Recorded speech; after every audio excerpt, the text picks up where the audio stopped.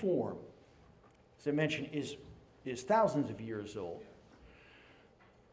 One of the oldest that we know about is not actually one of the Greek myths, it's Gilgamesh.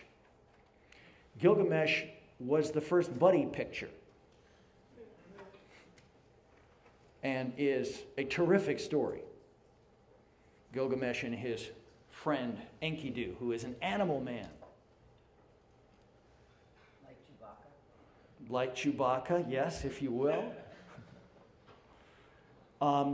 And then, of course, we get into the whole Greek myth area.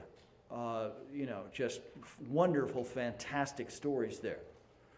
Now, one of the key stories in Greek myth is the Theseus stories.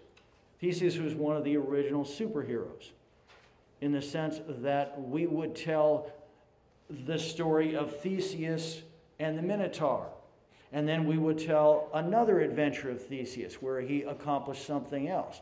And we run these stories. I mean, again, Theseus was one of the first where we were doing sequels. I mean, this thing that Hollywood's been doing now for a long time is not that new. All Greek myth, or a lot of Greek myth, was using that technique.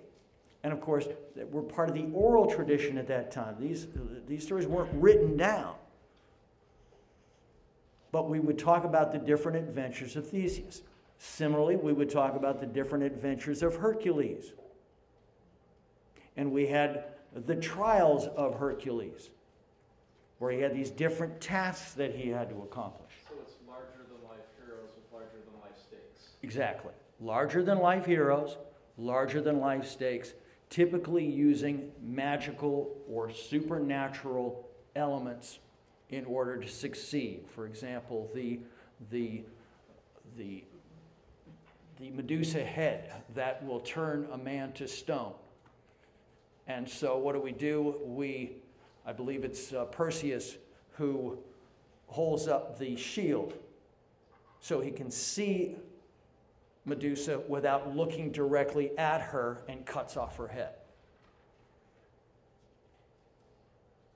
So we're in the area of the superhero that we get in myth and action.